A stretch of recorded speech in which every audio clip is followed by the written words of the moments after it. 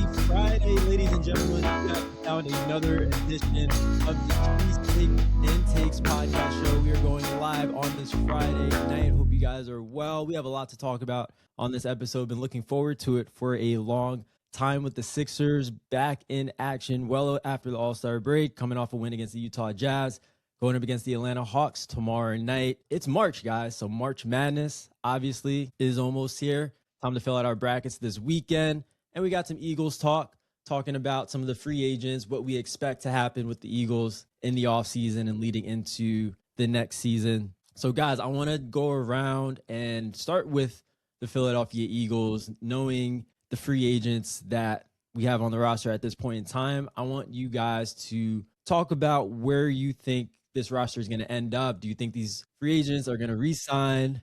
Are they going to leave? So I'm going to kick it to you first, Noah. You've been a big, feel like, Nakobe Dean supporter. How do you feel about the Eagles free agents overall? And do you feel like there's anybody that you definitely won't see back? And do you also feel like there's anybody that you will definitely see back on the roster next year? What do you think? I would like these Eagles to focus on getting Jalen Phillips back. I feel like that should be on the top of their list of what we get back for next year, what we retain. I'm expecting Nakobe and Reed to be gone, most likely, which since we spent a first round pick on the inside linebacker last year, I feel like it's fine if we let Nakobe leave. He was a great player. He had a great motor for us. He was a great leader. But since we just spent a first round pick on that, I feel like we shouldn't be spending our money on retaining him. I feel like the Eagles have been a team that's built in the trenches. I feel like we should focus on retaining those guys. I feel like when Jalen Phillips got on the team last year, the defense really took a turn for the better. And you got Jalen Carter and Jordan Davis contracts coming up. So we should be trying to save as much money for defense as possible. I agree with you on most of what you said, especially Jalen Phillips. I think he's somebody that needs to be back. But do you feel like because Nakobe Dean and Jihad Campbell, I know they're both linebackers, but to me, they kind of play a different role in the defense. Do you think that, I don't know, Nakobe doesn't rush the passer as much. He's more in the middle. He's making plays in the run game, I think, more than Jihad does. Do you feel like they're different players? Or do you feel like just because, they're linebackers, maybe we should prioritize having Jihad and letting Nakobe go? Or how important is that dynamic, the difference between them to you? Well, I don't think they are similar, really, but there's things that Nakobe does well that Jihad's not as good at. And there's also things on the other side, like for Jihad's way better in coverage. Way better. He has rested. That's like he has more upside in coverage. At least that's what his skill. That's what his top skill was coming out of college. I feel like. Did you see the interception that Nakobe had against the Jaguars? 2 years ago, yeah. Yeah, 2 years ago when they won the Super Bowl. I'm just saying. He threw a meatball up to him. I don't know. No, fair points on both ends. Chuck, I guess I'll kick it to you next. How do you feel about the Eagles roster? What do you think is going to happen with the free agents? I think Noah's absolutely right. I'm thinking like how we would think and what he's shown over his whole tenure with the Eagles. I think he's going to prioritize getting comp picks. I think he's going to focus on, just the one big Jalen Phillips signing, and then everyone else. Even though I want Nakobe to say, I'm realistic, he's not going to be here. Troy's going to disagree, but I like Blankenship. I think he can be, if they can get him on a value deal, I think he's worth bringing back, but I don't think they're going to bring him back. I think he's going to sign a decent sized contract, and Howie's is going to focus on getting those comp picks like he did last year, and he's going to use the draft to kind of supplement, what they lose. It's unfortunate. I wish some of these players. I think Dallas Goddard's gone. I think I know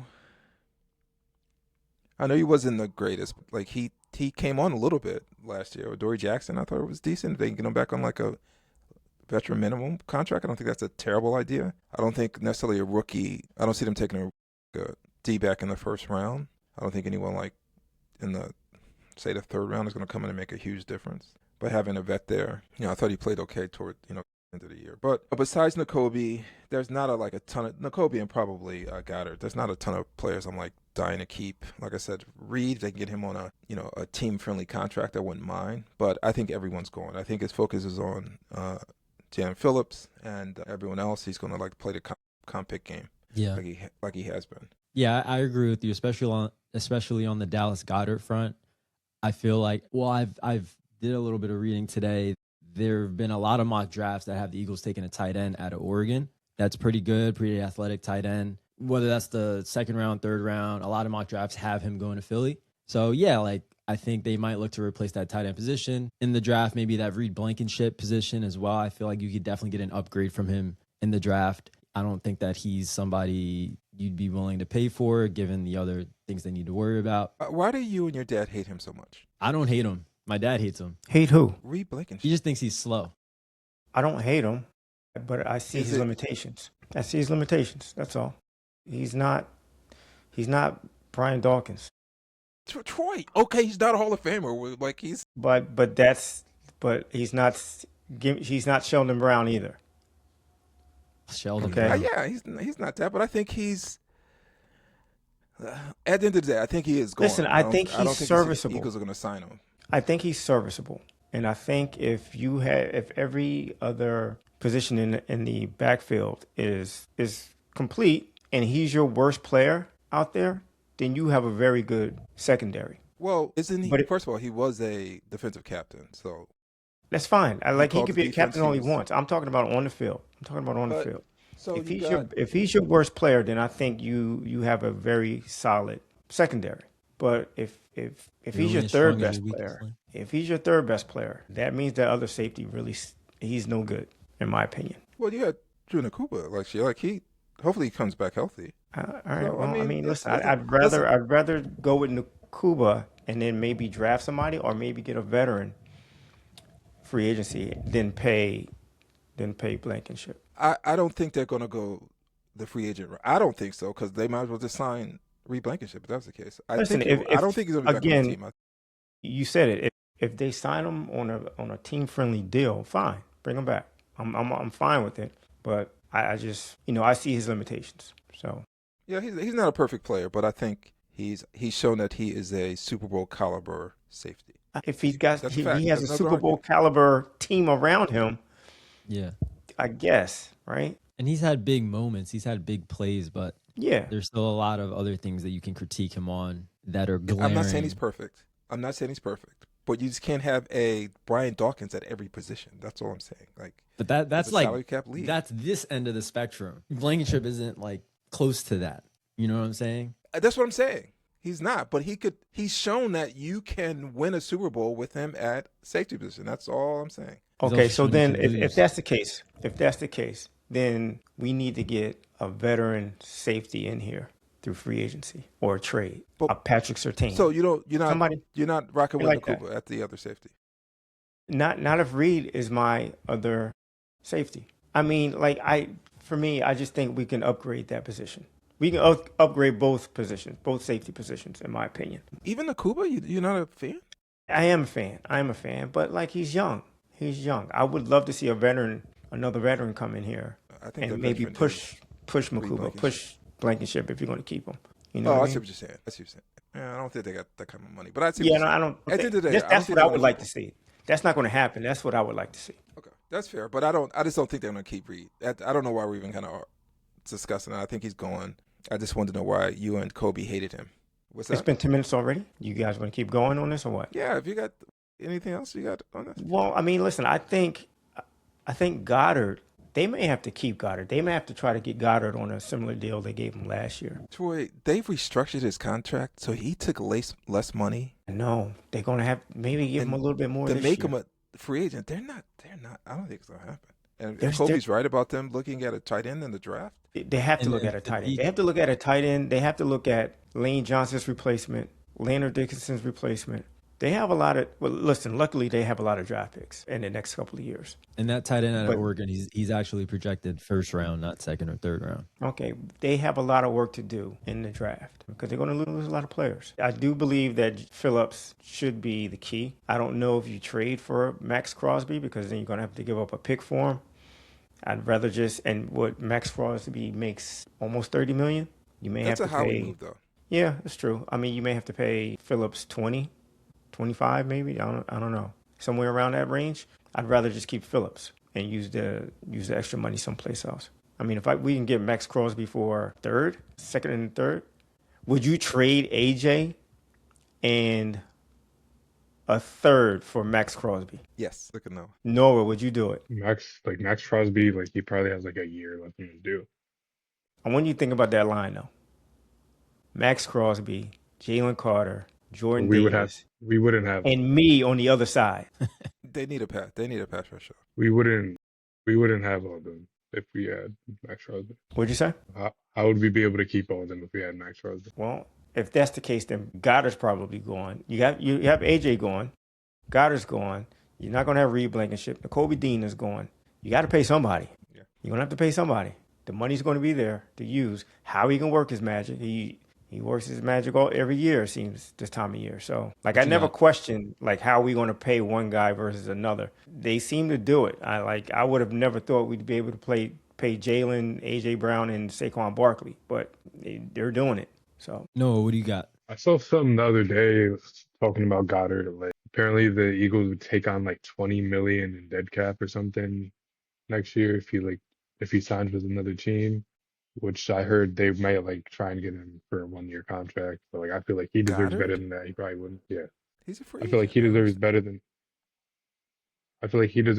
that because he did take a pay cut. I feel like the Eagles shouldn't, and I like Sadiq. I feel like he's a great athlete, but I feel like they shouldn't take him in the first round. Did we talk about like who we want to draft? Yeah. But hold up. Before we get out of this, is to Troy's point, like earlier. You know how they can free up more money? They could restructure Jalen's contract and free up some money that way. Maybe even Barkley just signed his, but they could restructure those contracts and free up some money. I'm sure Howie, if there's a guy that Howie wants, I think he can figure out a way to free up some money.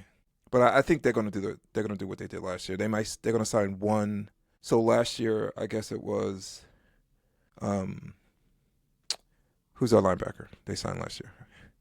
Why am I drawing a blank? Zach Bond. So they concentrated on him last year, and then everyone else, they just worried about comp picks. And I think they're going to sign Jalen Phillips this year, and they're going to get comp picks. So, but I think that's the move. But if they wanted money, I think there's ways they could do it. Yeah, and there's a lot of ways they can get better, including the draft, in which we've seen the Eagles get better in a lot of instances through the draft. Noah, who do you want in the first round at that 23rd overall pick? I've seen an offensive lineman go there for the Eagles. I've seen Sadiq from Oregon go at the tight end spot. Who would you like to see out of college go at the 23rd spot for the Eagles? I think we should either go O-line, edge, or maybe a corner. There's like a couple corners I like in the draft. If any of them like fall down to our pick, I feel like we should take either a corner, O-line, or edge. And I feel like there's the tight ends in this draft. They're all like kind of toolsy. Like there's not like a really great all-around tight end. So I feel like one thing for the Eagles is they definitely need to get like in one of the later rounds, I want them to pick up like a blocking tight end.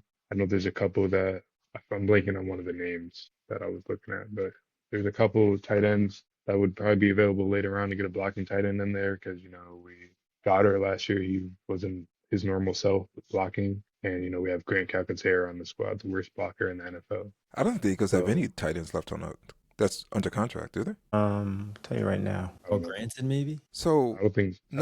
I agree with you. I think that might be the way they go because usually Eagles kind of start in the trenches. They under contract, they have E.J. Jenkins, Cameron Latu, and Jaheim Bell. So no one. I don't even know who those players are. Right. So no one under. No, I'm kind of interested. I'm curious. Why didn't you mention wide receiver in the first round? Are they offset at wide receivers?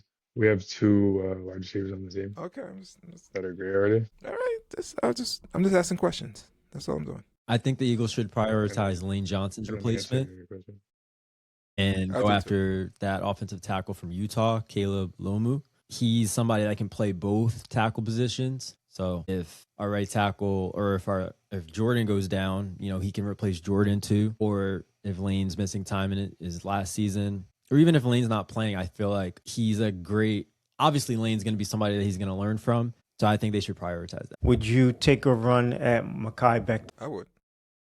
I would not. You'll get him cheap. I wouldn't. Oh, you would not? I would not. That was your boy last year. I loved him. I wanted him back. I wouldn't do it. Why? Stoutland's gone. He played great under Stoutland, and he's played like trash everywhere else he's gone. My guess is he would come back here under a new coach and not play well. I don't know what's going on with him. I loved him when he was here. Loved him. He was huge for us. He was the missing piece this year. The fact that Stoutland's not going to be in the room, that would concern me. Yeah, that's big fair. Time. That's fair. He was with the Jets. The Jets were very dysfunctional as a whole. So I don't know. But then he went to the Chargers, and the Chargers weren't dysfunctional, and he just flamed out there. I don't know. Did they do it for performance or money reasons? Why'd they cut him? I think it was performance. The Chargers or the Eagles? Chargers, and then he fired his management team. But I don't know what's going on with him. Yeah, that's a good point. Chuck, who do you want to see the Eagles draft? So, full disclosure, I haven't watched one college football game all year. That's a shocker. I'm shocked. I haven't watched it. I've never been it's been a minute since I got into college football. I can tell you who I want them to prioritize, like position-wise. Aaron Judge just hit a home run. Who they playing? Brazil. Oh, the World Baseball Classic's on. They're playing Brazil, USA? Yeah. I would continue with Howie's blueprint on how he's building a team. It's always through the trenches. Offensive line, defensive line. I mean, the last receiver they picked was Smitty, which was fine. But I think you could get skill players later in the draft, and I'm fine with that, and they can be super productive. So I just want him to continue with his blueprint. I'm going to throw my trust into him, and hopefully, he continues to build like a good team. Like Troy had mentioned, they have tons of picks. Howie has ways of kind of even like getting more picks. So, like I said, concentrate on the trenches. I think that's where you win, and I think they'll be fine. So that's what I want them to do. Just to continue the same blueprint they've always done. And who has time to watch college football? College football is great. I was tapped in last year. I don't understand. I had a lot of fun. Troy, I don't understand how you're doing it. I'm not a college football fan, but like it's on. We're a sports house. If it's Sunday and early spring, early fall and November, December. November, right. I'm sorry. All right. It'll be I on. think we're somewhat of a sports house, but I don't pay attention to it. I don't. I'm counting on you guys to when the Eagles draft. You're going to get no help from me when it comes to. You're not going to get any help from me when it comes to breaking down.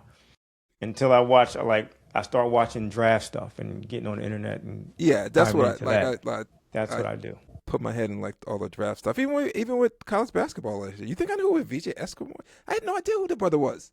I was Derek Queen all the way. I feel like even a lot of people that follow college basketball didn't know who he was because he kind of did fly under the radar on that team. Yeah, I didn't know they were just such a good team, and he wasn't a college player. He was meant to play in the NBA. But speaking of college players, a wide receiver named Casey Concepcion might be a guy that the Eagles look at, especially if A.J. Brown is no longer on the Eagles. Guys, what is going on with trade updates for A.J. Brown? Have the Eagles been shopping the starter wide receiver? Noah, do you think he has played his last game in Philly? I do not think so, no. I've heard teams are very shocked and because of what the Eagles are asking for A.J. Brown, which I feel like is smart because there's no reason we should be trading him. Yeah. We've only had success since he's been on our team. Yeah. I don't think he's going to get traded unless someone blows him away with an offer. And if they do that, if they give us a good player plus a first and another pick with it, then that's good value. They find something that good, but I don't think teams are offering that for a receiver. Well, that's interesting because DJ Moore that just got traded went for a second-round pick, right? Was it just a second-round pick that he went for? Second-round pick. Yes. And I was reading an article that said if he went for a second-round pick, you got to figure AJ's got to go for a first and some change. So, I mean, maybe that is a reality that's now his value. You're going to get a first-round pick, a player, like you said, maybe another pick for A.J. Brown. And that's something I'm surprised that you would, you said you'd be down to do that, sounds like. Yeah, because it's just, as much as I love A.J. Brown, I don't love him more than I love the Eagles. So if it's a trade that benefits the Eagles in the long run, I'm doing it. And I don't think Howie and Sirianni want to trade A.J. Brown. But, I said it last time. If they get blown away with an offer, they have to do it.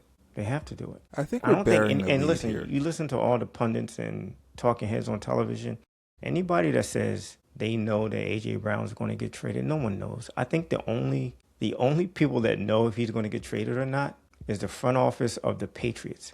Because right now, they're the only ones that know if they're going to overpay for him. And basically, that's what it sounds like.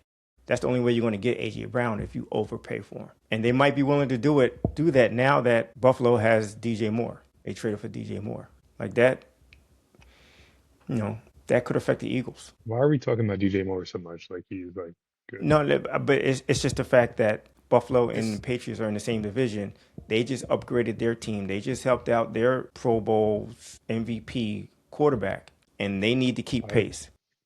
So that DJ Moore trade just upped the ante for the Patriots. I don't know how much help DJ Moore is in 2026. I don't know either.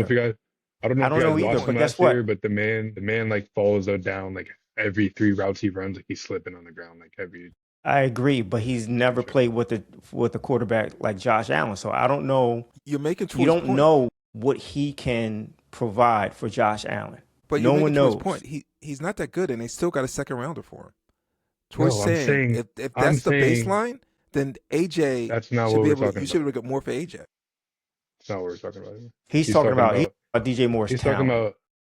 He's talking about the Patriots like being worried about the Bills getting DJ Moore. Like he's good. I'm saying they shouldn't be worried at all. I agree with that. I think he should. They should be worried. Okay. They should be worried. Yeah. Listen, Josh Allen, what was their record versus the Patriots last year?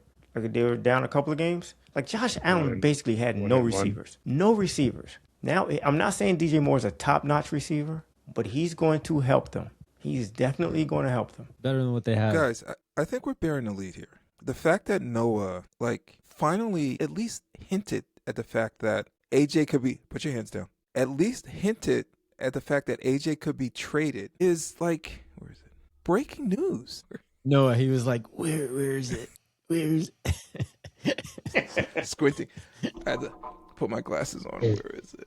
I can't even find it. Because you guys were talking about like oh my God, he doesn't want to be here. We need to get rid of him. Like no, no one was saying that. No one was saying that. No, but he was miserable. He was saying that. We weren't saying that. He was saying he was miserable all year. I'm just proud of you. And you I'm guys, proud of you. I've never been more proud of you right now, Noah. You guys were referring to him like being traded for like a 3rd round pick and like 2 day 2 picks. No. Like what are we talking about? Did you guys AJ for a 3rd round? You guys see what Micah Parsons got traded for? Like if we get a deal like that, like why would we not take that? Like no, but I heard they were looking. I heard they were looking for a Quinnen Williams type deal. I'm pretty sure he went for I forgot who they traded for. They traded AD Mitchell and 2 firsts or something. First and second. Was it 2 firsts? It could have been 2 firsts. I would take that for a person who doesn't want to be on the team. That's what I'm saying, and he doesn't want to be on the team. Noah, listen. I don't know how AJ feels, but history has. How do you not know how he feels? History has told us. He's actively told that us he's how not. he feels. Noah, he is not going to come out and say, "I don't want to be here." He's not going to come out and say it. He's going to say all the right things, and behind the scenes, tell his agent, "Go get me to this place. Get me a deal out of here." That's how it's going to work. Why would he not come out and say it? People do that all the time. Because players don't do that. Because they don't want to. Listen, after everything that AJ Brown is going through in the Eagle uniform, and the ups and downs, everything that he's had, gone through, he doesn't want it. The man's been to the Super Bowl twice. He's been all 3 times. What are you guys talking about? He doesn't want to be here. No, but the attitude. I'm talking about the attitude of AJ Brown. You can't say his attitude says, "I want to be here for the rest of my life." His attitude does not say that. Well, I don't know why he would say Philly is home then if he doesn't want to be here though. Maybe if I was him, I just wouldn't say anything at all. You could avoid the question. Can somebody help me here, please? That's what he's supposed to say. He doesn't want to be viewed as a malcontent, even though we already view him that way, right? In many circles, he is viewed as a malcontent, but he really doesn't want to be viewed that way by going out and saying, "Get me out of here." He doesn't want to be T.O. Okay. And talk about the organization, the quarterback, the city, the fans. He's not going to do that. Listen, I'm not saying that he feels bad about that, but that's just not what athletes do. They go behind the scenes. They get me out of here. and put up a good face in front of the public. Let me like in the big 2026, like athletes don't do that anymore. All right. I just wrote some names down, and I know we can move on because I know this is like a toxic topic. And Troy, you help me with this, Troy. Okay. And this is Kobe. This is for you and Drew as well.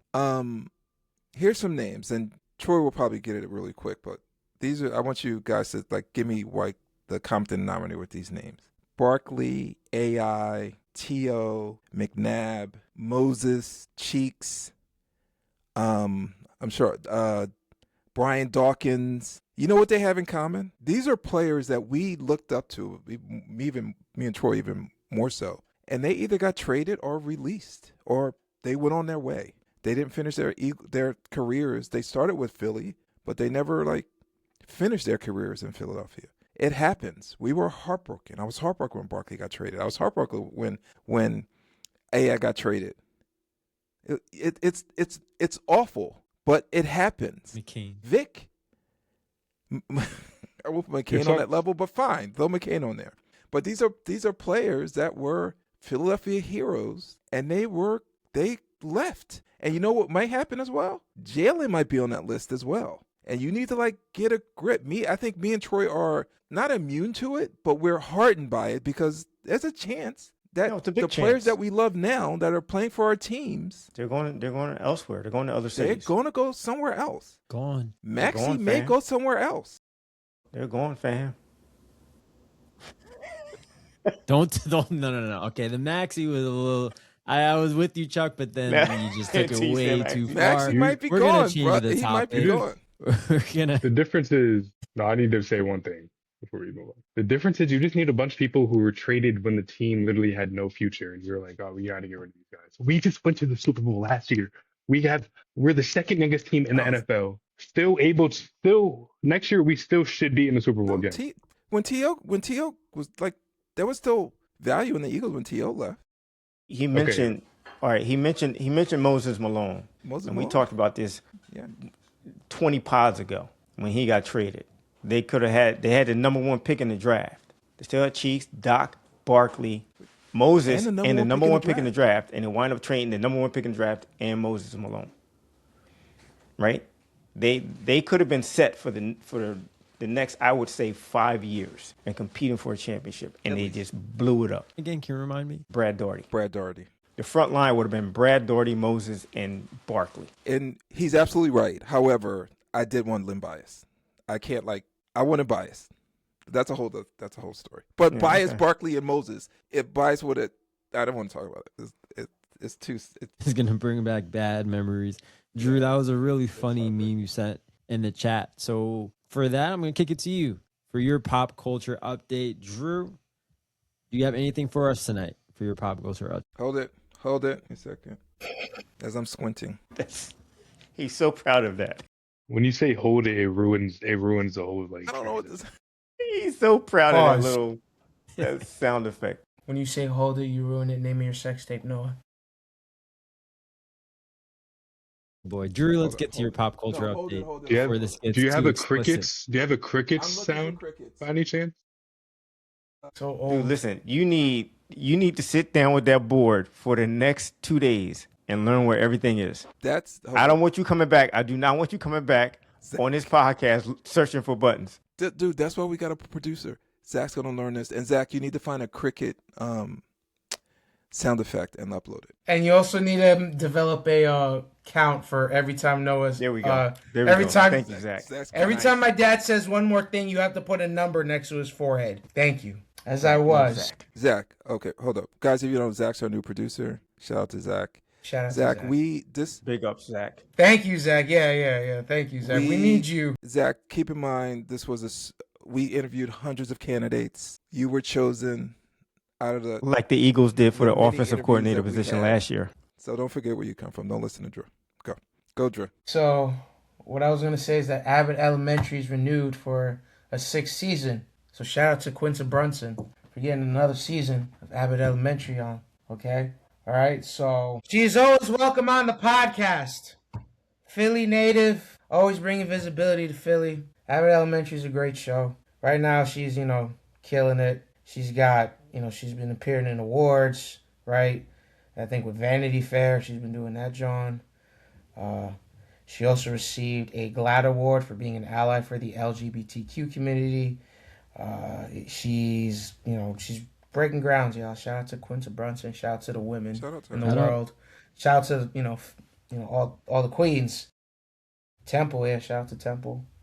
Yeah, Philly's always doing it big. Philly's always, underestimated, never duplicated though. So shout out to Philly, shout out to Quinta Brunson, shout out to Abbott Elementary. Love that. All right, Dad, let's take the bell. Guess we'll kick it to our nutritional corner, which should be also slashed maybe with an exercise corner, since we do talk a lot about exercise and lifting and fitness. Before we get into this, overall fitness as well. I have something to say about your last nutritional corner. About the muscle building cheat code? Milk? The milk. So I'm like, first of all, we shouldn't be sponsoring any like big corporations without, if they want to sponsor us, shout out, have them contact Kobe at our Instagram page. But I'm like, why is Kobe talking about milk? What is going on? Are they in bed with Big Milk? Is something? And then Troy puts something in our chat about milk. I'm like, are they like, what is happening? I don't know what that was about. Then I'm like, he's talking about milk. Then I'm like, the song. I do some research. You know what the song was? Milk D and Gizmo. Right. That makes so much sense. Milk is good for you. Okay, that makes sense. I didn't connect those dots. Milk is chilling. Giz is Milk chilling. What more can I say? Top billing. That was good. What the hell? That was good. Oh my God. But I looked up. I thought you were talking about like my muscles, because I look.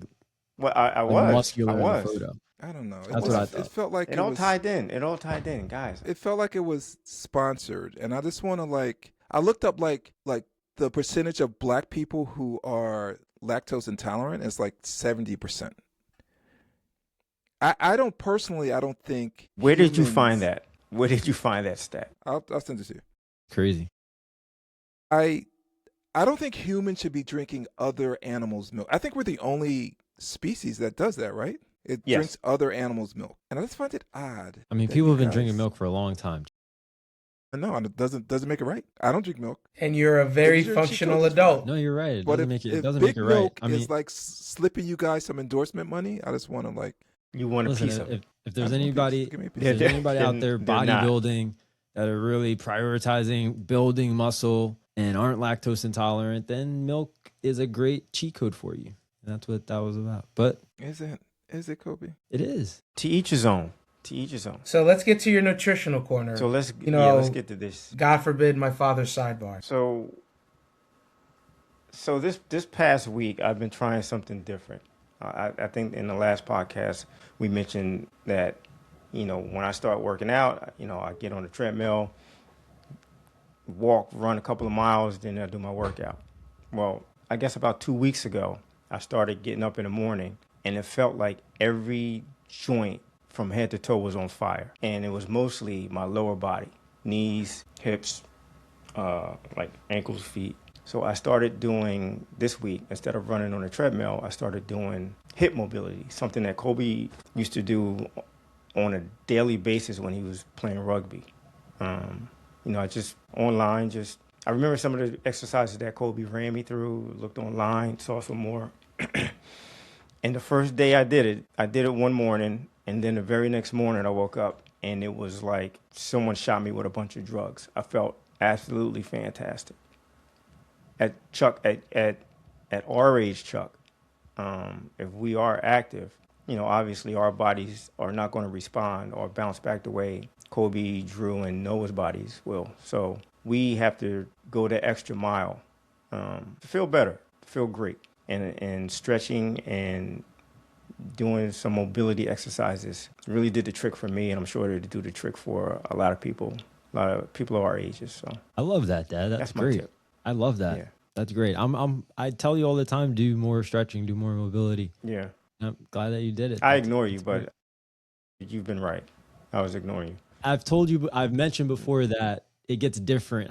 Listen, I'm 29 years old. I have no idea what it's like to have my metabolism slow down, to wake up and all of a sudden my back hurts for no reason. I have no idea what any of that is like. But at the same time, I am a firm believer that exercise and fitness doesn't get necessarily harder, but it gets different. And what you said, Dad, you have to go that extra mile. I do agree with that. I think that it just gets different. You have to start doing things differently. It doesn't always necessarily mean things are going to be harder, that you have to do more gym sessions or anything like that, but you have to go about it differently. You have to do more mobility. You have to maybe not do as many reps as you normally would. You maybe have to focus more on form and slowing down tempo and just go about it in a smarter way. And you can still get great benefits and still be in great shape and feel great, at your age. That's my opinion. You're right.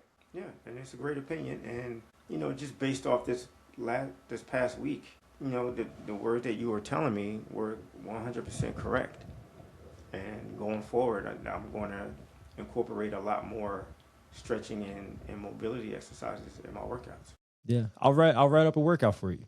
I'll write up a mobility workout for you. I can use 7 that or 8 workout too, Coach. 7 or 8 exercises for your hips, knees, ankles. You said feet that have been bothering you. Yeah, and my shoulders always bother me, so make sure you throw some of those in there too. Yeah, I'll write you something up. Do I have to pay you? You know how much money you owe me, right? I am in debt. You want me to? This is a part of my. Should we talk about that number on the pod, or no? You don't want to do that. They don't need to know that. They don't need to know that. Okay. They don't need to know that. All right. But that was great, Dad. Something I wanted to talk about was you mentioned core on the last nutritional corner, and how you do a lot of reps with core, and I think that's great. I think that it's obviously great for core endurance doing that amount of reps. But so I coach group fitness at F45, and at the end of the workouts, we don't, as coaches, program the workouts. They're programmed through the gym, but at the end of the workouts, we'll give finishers that are personalized. So we'll do like a cardio finisher, core finisher, whatever the case may be. And I've been very intentional about giving core finishers at the end, but not doing a lot of reps within the core finisher, doing like 6, 8, 12 reps with like 2 exercises. And people are dying by the end of the second exercise because, for one, I'm having them in a reverse crunch, bringing their knees in and hold for 5 seconds. Not a reverse crunch. It's a half sit-up. It's a halfway, it's called a perfect sit-up. So you go up halfway, you're squeezing your belly button in, you're holding for 5 seconds, and then you go back down. So they're doing like 6 to 8, and you wouldn't think like 6 to 8 sit-ups, that's nothing. But because of the tempo, because of how slow you're going, it's extremely difficult. And I think that it goes to show you should work core just like you would anything else. If you're trying to at least build your abdominals, if you're trying to, not abdominals, did I say that right? Abdominals, yeah. If you're trying to build your abdominals, if you're trying to have your abs show more, you want to work it out just like you would any other muscle. So that means adding weight to it, focusing on tempo, not doing a whole lot of reps unless you're trying to build endurance for your core. But if you're trying to make it look better, then you got to work it out just like any other muscle. So that's something I've been intentional with at my group fitness studio, and something that I think people should start doing more of, because you see it a lot, like the 50, rep ab workouts, 100 rep ab workouts. I think they're great. They're challenging and they build a lot of endurance, but if you're trying to actually build your abs, it's better to work it out like any other muscle. Okay. I like that. Keep that in mind. All right. Hold up. Before you go on, did you see my thing in the chat? No. Did you use AI Studies show that. for your research? So Is this like a Reddit Drew, comment? no, Drew asked me, did I use AI? So I use Perplexity, which is an AI LLM. But what I do with Perplexity, you could make a what they call a space. You can give it like a prompt. So I have basically a nutritional space for a 56-year-old guy, and it gives me like just nutritional things and a couple exercises and stuff. But I can ask it questions because it's super specific to a guy my age and so forth. And I just asked that space about milk. And listen, if you're in the pocket of big milk, I'm fine with it. It's fine. I think it's best to cite your sources. It's okay. It's okay. Just give me... Dad, so I think it's important to use proper sources for your research. I think I'm not hiding my source.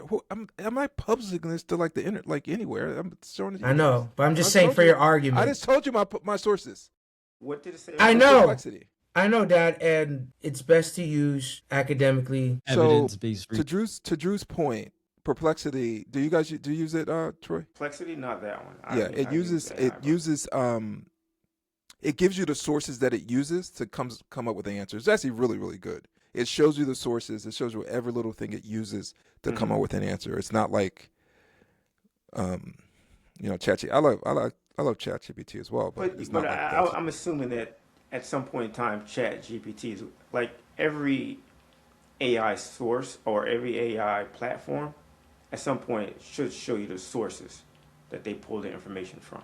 They haven't yet. This is the only one I've seen that does it. There's another one that I use for work that it'll tell you where they pull the sources from. Yeah, check out Perplexity. It's really cool, Okay. Troy.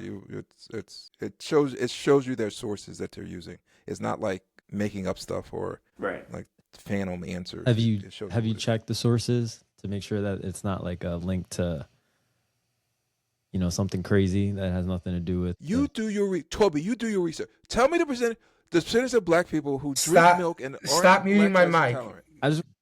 It wouldn't send you to like, I don't know, that would actually send you to the article.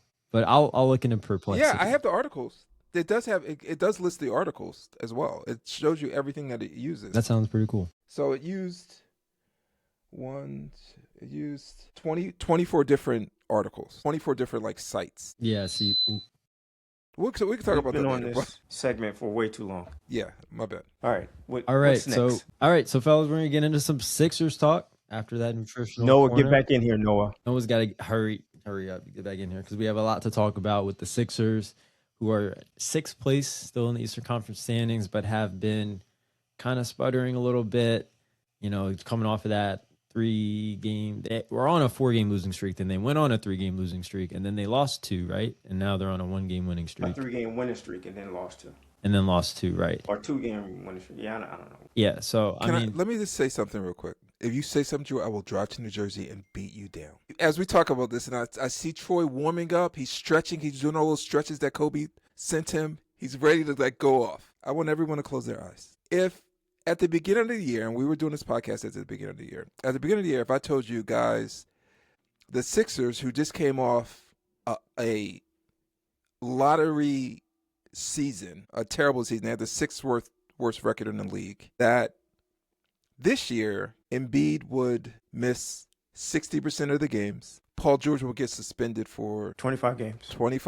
And he would miss other games in that stretch. But the Sixers were 6 game over 500. They're in the 6th spot in the conference. 1 game out of the 5th spot, I think. I'd say you're on drugs. 1 game out of there you go.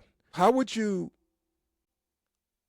feel about that? Like, again, I'm not talking about now because we do have more data, but looking at the beginning of the season, I told you they were 6 games above 500.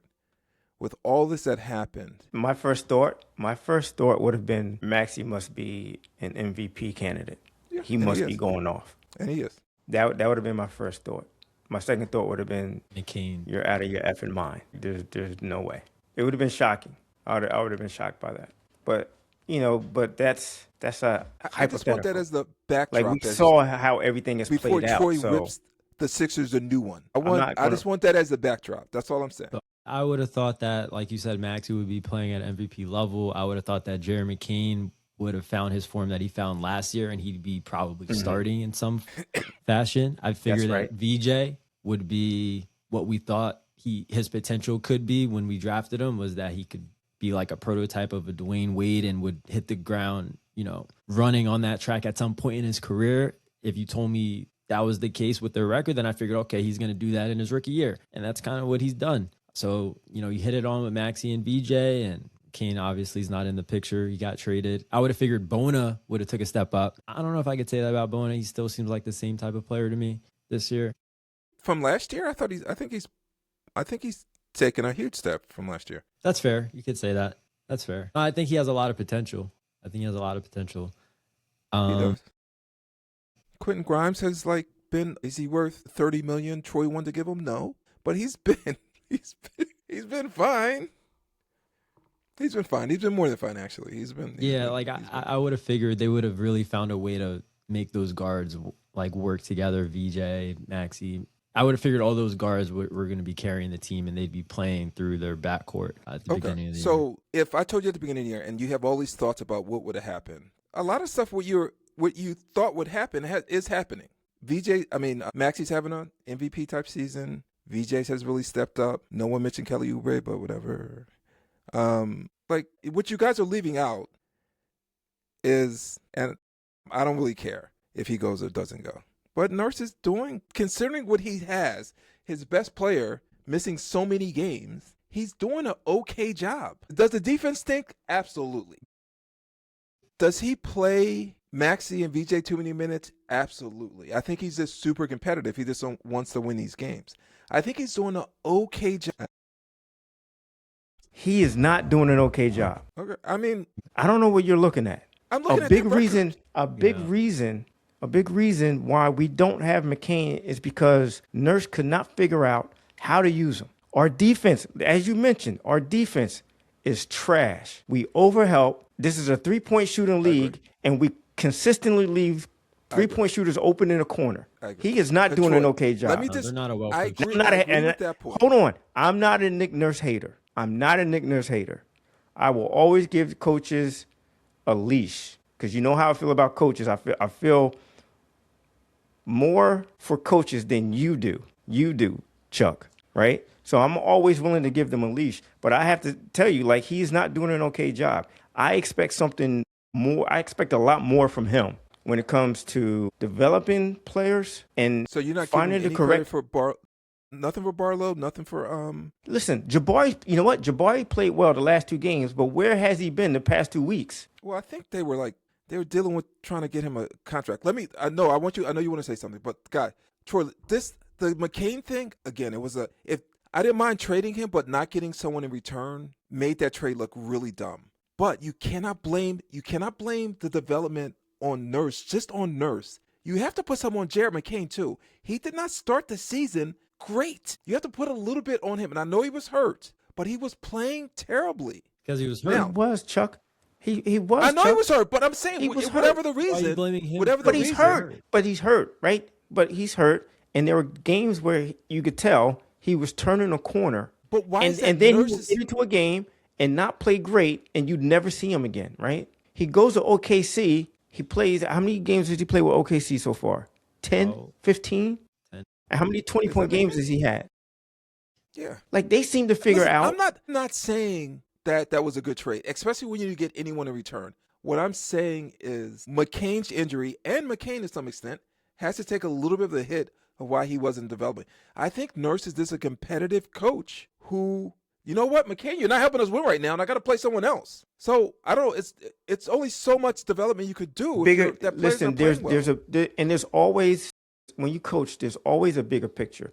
You have the smaller pictures and the bigger picture, microeconomics and macroeconomics. The macroeconomics in letting McCain play through his troubles is that later on in the year, in a playoff series, he's going to be ready for you.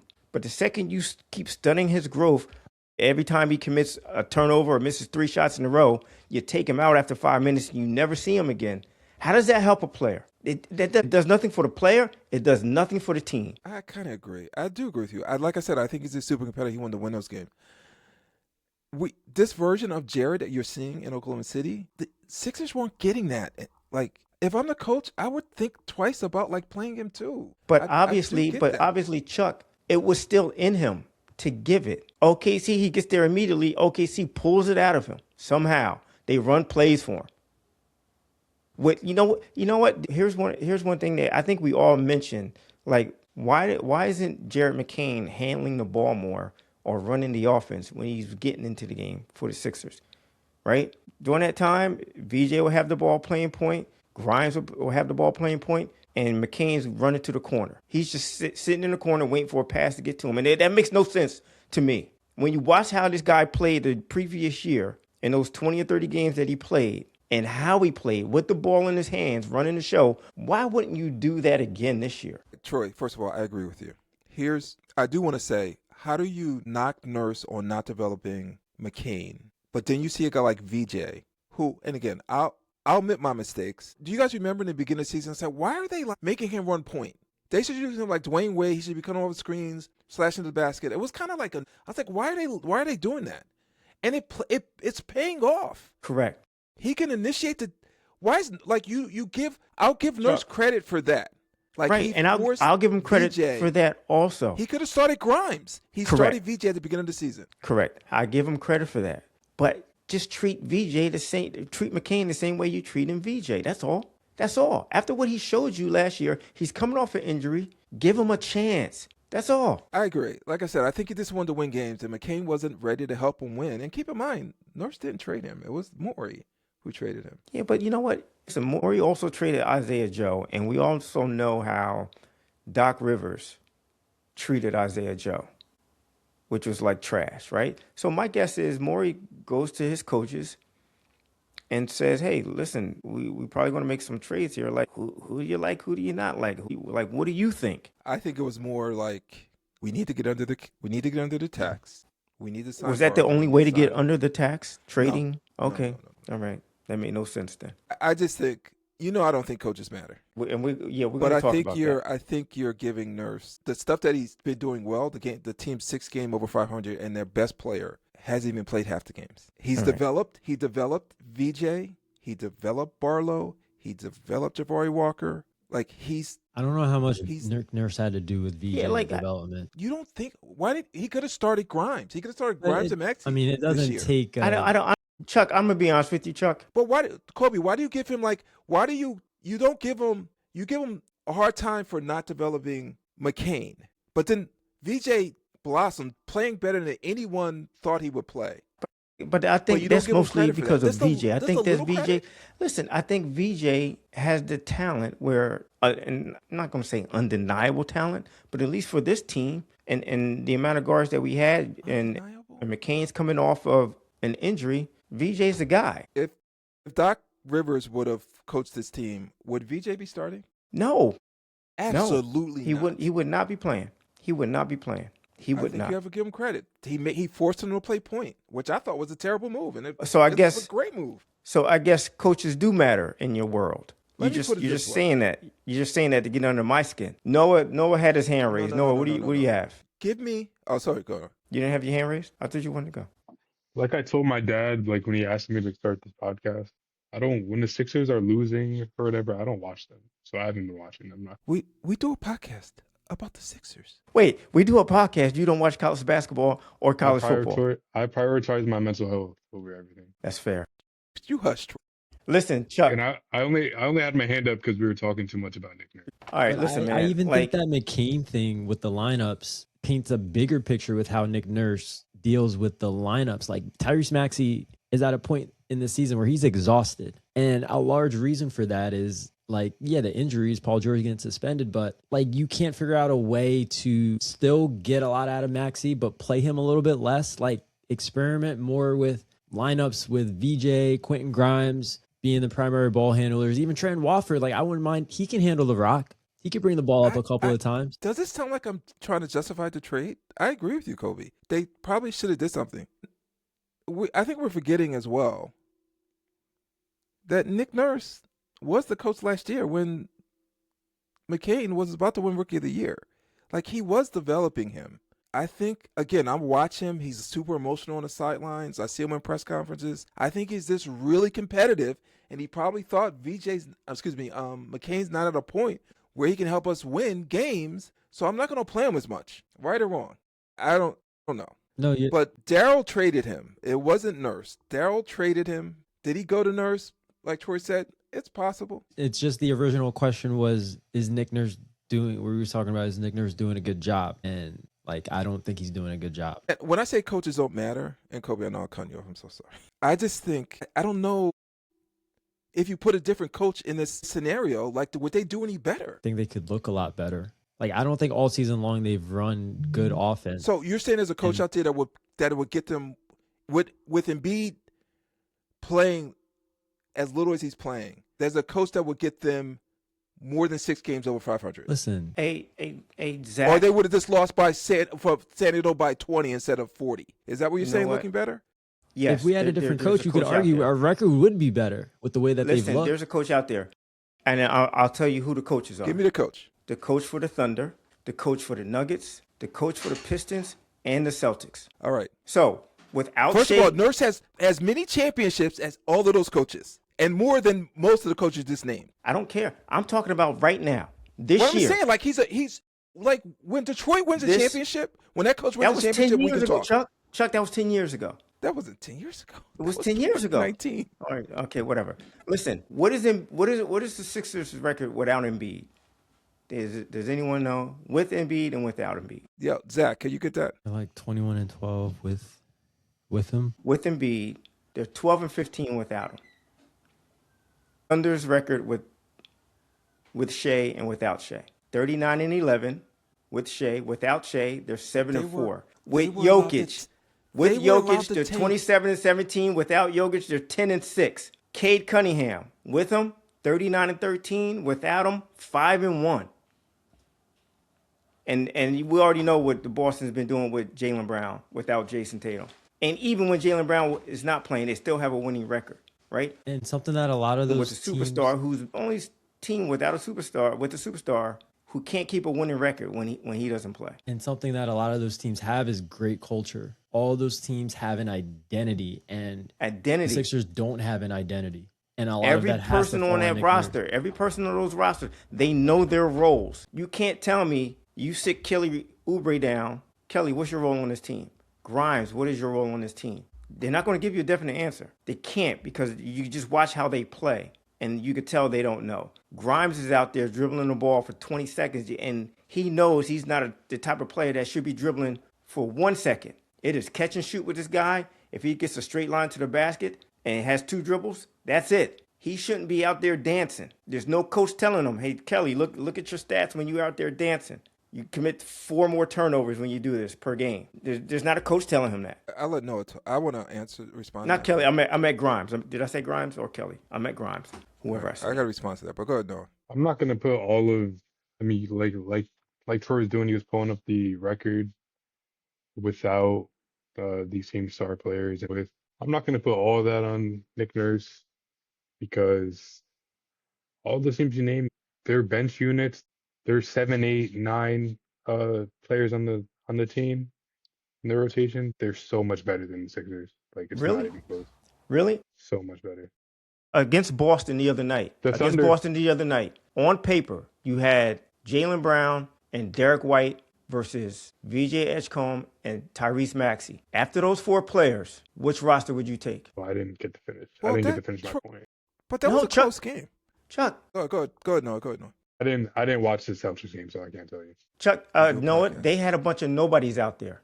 They had a center I've never heard of who looked like David Robinson against us. He had 27 and 16 and like 3 blocks. Like the guy averaged 10 points and 6 assists. No, I'll let you finish. He averaged 10 points and 6 rebounds. Did you watch the game? He hit 27 and 17 against us. Yeah. You watched the game? Like, that game was, I thought the Sixers played well. They was within 6 in the fourth quarter. Now, I mean, he got his. I give him that, but he's going against our third string center. So, but Chuck, it's not that he's going against our third string center. It's that they have a bunch of nobodies on that team. Our third string center was actually an all-star at some point in time in his carear. Yeah, he's not. Right? He's not that. He knows how to play, but he just made him. He does, but he's washed and he's making minimum salary. But that's the one guy that we had to have. According to you, we have to have Drummond. True. That's not. I wanted a backup. You said there were million guys on waivers they could have picked up to replace. Who are these players? Chuck, has never had a good backup. Who are these players? Chuck, you could have played better than Drummond when you were in PAL. Okay, forget Drummond. Cut him and tell me the player they can pick off waivers. Like, I don't like. Here's the thing. He's making. Here's my point. The minimum. Here's my point. Here's my point. I truly believe at this point it doesn't matter who you pick up, because they're not going to know what to do once they get on this team. I watch these other teams that have marginal players that know their roles, that are in a system, and they play it, and they just play it up. We don't have that. This is... Chuck, you cannot look at the game the other night against the Celtics and say that coaching doesn't matter and that reserve players don't matter. That we're only going to win with our stars, are only going to win a championship for us. And history has shown you that that's not true. History has shown you in this town that that's not true. Like, listen, I've known you for 40 years. I always consider you a smart individual, but the way you're thinking right now is so obtuse when it comes to reserves. It's jarring to me. Did you watch Shawshank Redemption?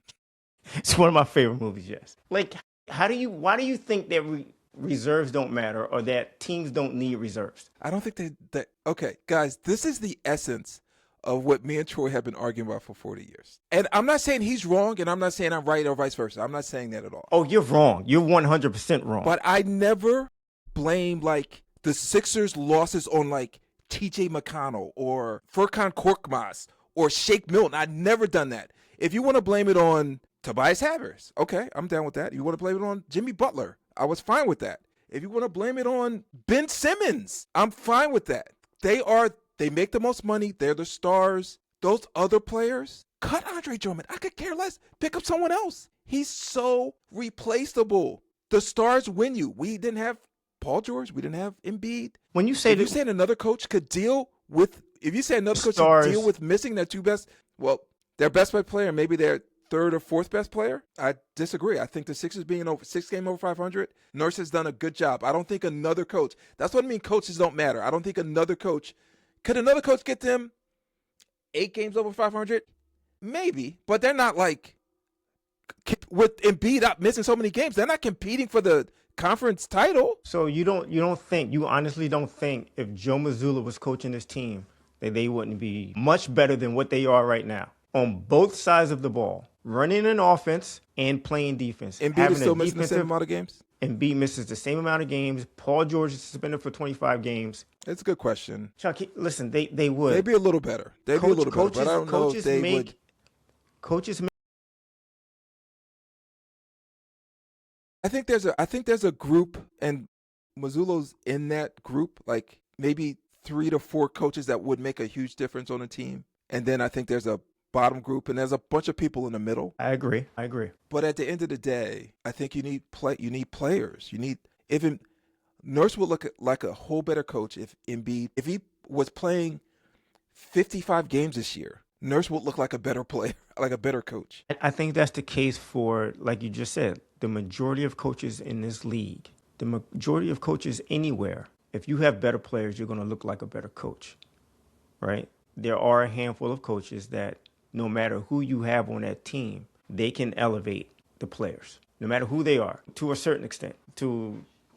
They may not win the championship, but he's going to squeeze every ounce of juice that he can from that team. And most coaches aren't like that. That's what I mean, that coaches make a difference. You're absolutely correct. Most coaches are going to look better with better players. But there are a select few of coaches that they don't really need better players. And when they get those better players, they normally go all the way win championships. If the Boston coach, fine. I think he's high level.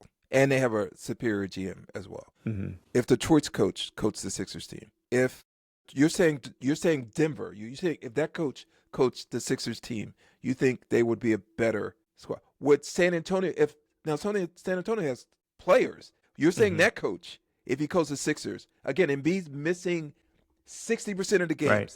The Sixers would have a better record with those coaches. I watched that San Antonio team, and Kobe, what was it? I don't know if you remember. That team. No, listen. Correct. They have more talent, they have more talent than the Sixers do. I'll give you that. But the first thing that jumped out at me, Kobe, do you remember what I said to you? During that game, I said, I wish my team played defense like this. Well, they have an alien in the middle. No, Chuck, he was on a bench. He was on the bench. Wemby played all of 20 minutes, which is another thing. You're not giving Drummond enough credit for holding Wemby. They're winning. They're winning. The Spurs are winning. Wemby's only playing like 25 minutes a game. We have Maxey playing 40 minutes a game. He was scared of Drummond out there. Listen, man. Like Kobe's point, he initially said, we don't have an identity on either side of the floor. And that is our big I think it's hard to. I think that comes with coaching. I think that's hard to do that when your best player and then your third best player is not playing. No, it's not, Chuck. Okay. Chuck, Larry Brown. There was a stretch where Allen Iverson wasn't playing in that 2001 year. Played all the time. No, there was a stretch where he was out.